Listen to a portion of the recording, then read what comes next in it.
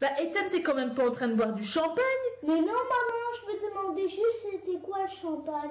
Le champagne, c'est fabriqué au départ de jus de raisin qui contient du sucre auquel on ajoute des levures. Grâce au sucre contenu dans le jus de raisin, les levures vont fermenter, faire la fermentation alcoolique. Elles vont produire de l'alcool et aussi du CO2.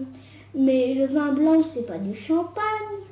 Effectivement, le rôle dans les maisons champenoises, c'est d'assembler différentes sortes de jus de raisin fermentés pour créer une recette unique qui va donner le champagne propre à chaque maison.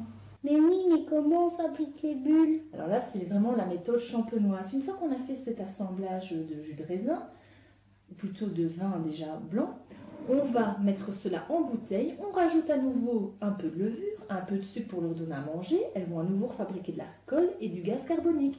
Et le gaz carbonique va se retrouver dissous dans le champagne.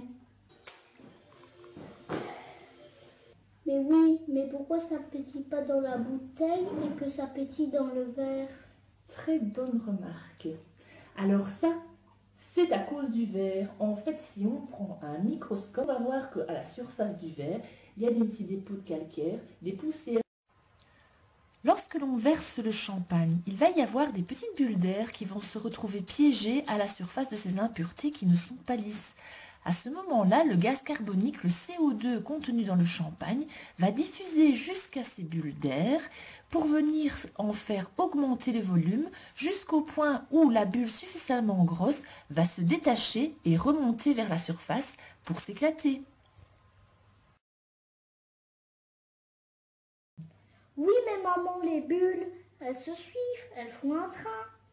Lorsqu'une première bulle de champagne se détache, elle laisse toujours derrière elle une minuscule poche de gaz qui reste accrochée à l'impureté. À nouveau, le CO2 contenu dans le champagne va venir faire augmenter le volume de cette minuscule bulle afin d'en former une deuxième qui va à nouveau se détacher et ainsi de suite. Toute une série de bulles vont être formées et c'est ce qu'on observe sous la forme du fameux train dont tu me parles.